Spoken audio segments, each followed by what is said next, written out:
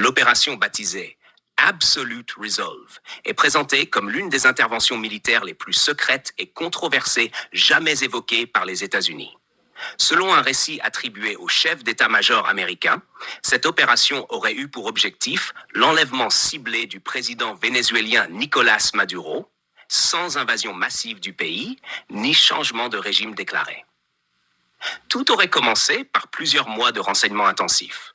Les services américains auraient surveillé les déplacements, les communications et les cercles de sécurité autour de Maduro. L'objectif était clair. Identifier une fenêtre extrêmement courte où le président serait isolé, tout en limitant les risques pour les civils et les forces locales. La première étape de l'opération aurait consisté en une neutralisation électronique.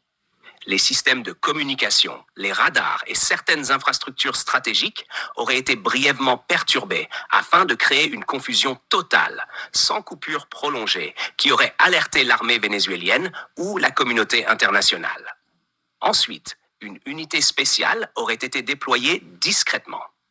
Selon cette version, il ne s'agissait pas d'un assaut classique, mais d'une extraction rapide, menée en quelques minutes, avec un objectif unique: capturer Maduro vivant.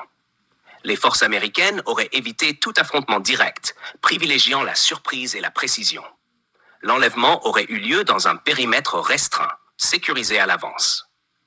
Une fois la cible maîtrisée, l'exfiltration aurait été immédiate par voie aérienne vers une zone hors du Venezuela, avant un transfert vers un site sécurisé sous contrôle américain. Le chef d'état-major aurait insisté sur un point clé: Absolute Resolve n'aurait pas été conçu comme une déclaration de guerre, mais comme une action ciblée relevant de la lutte contre le narcotrafic et le crime transnational, accusation portée de longue date par Washington contre Maduro. Cependant, cette opération, si elle était confirmée, soulèverait d'immenses questions juridiques et politiques. Enlever un chef d'État en exercice constituerait une violation grave du droit international et créerait un précédent dangereux, capable de déstabiliser durablement l'ordre mondial. À ce stade, il est essentiel de préciser que ce récit reste contesté et sujet à débat. Aucune confirmation indépendante et officielle ne permet d'affirmer que l'opération s'est déroulée exactement de cette manière.